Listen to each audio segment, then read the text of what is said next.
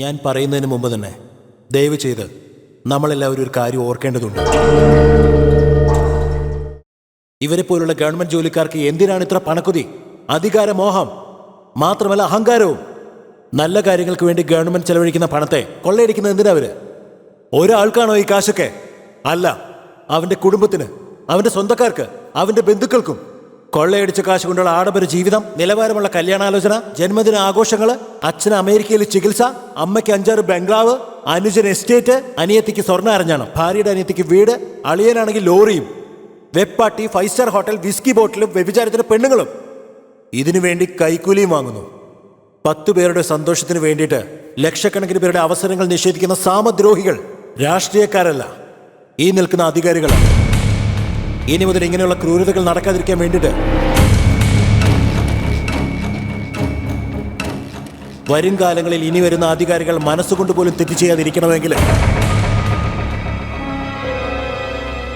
ഈ നിൽക്കുന്ന കളക്ടർ, ഈ DGP, പിന്നെ ഈ ന്യായാധിപതി, ഇവരുടെയൊക്കെ പദവികൾ തിരിച്ചെടുക്കേണ്ടതാണ്.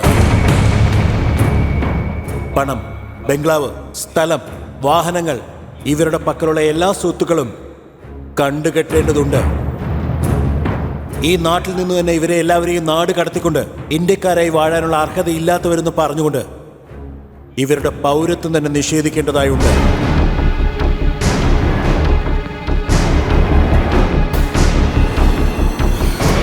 ഇവരുടെയൊക്കെ ഭാര്യമാർ, അമ്മ, പിന്നെ ഇവരുടെ അച്ഛൻ, മാമൻ, മാമി, മകൻ, മകൾ, ചിറ്റപ്പൻ, വലിയച്ഛൻ, കൊച്ചുമോൻ, കൊച്ചുമോള്, ഇവർക്കെല്ലാം പെണ്ണ് കൊടുത്തവര്, പെണ്ണിനെ കെട്ടിച്ചയച്ചവര്, മക്കളുടെ മക്കൾക്ക് പെണ്ണ് കൊടുത്ത വീട്ടുകാര്, അവർക്കും പെണ്ണ് കൊടുത്ത വീട്ടുകാരെന്നിങ്ങനെ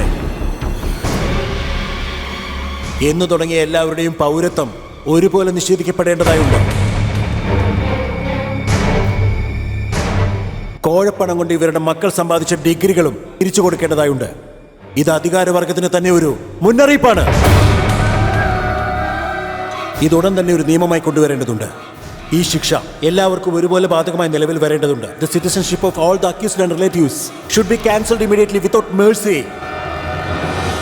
മിസ്റ്റർ സിറ്റിസൺ, ഇവർ ചെയ്ത തെറ്റിന് ശിക്ഷ നൽകുന്നത് ന്യായം. അവരുടെ കുടുംബത്തിനും അതേ ശിക്ഷ നൽകാൻ പറയുന്നുണ്ടല്ലോ. ഇത് എങ്ങനെയാണ് ന്യായമാകുന്നത്? ഈ നാടിന്റെ നന്മയെ മാത്രം കരുതിക്കൊണ്ട് അത്തിപ്പെട്ടി നശിച്ചതെന്ന് ഞാൻ കരുതിക്കൊള്ളാം. അതുപോലെ തന്നെ ഈ നാടിന്റെ നല്ലതിനു വേണ്ടി ഇവരെന്തുകൊണ്ടത് ശിക്ഷയായിട്ട് വിചാരിക്കാതെ ത്യാഗമായിട്ട് കരുതിക്കൂടാ?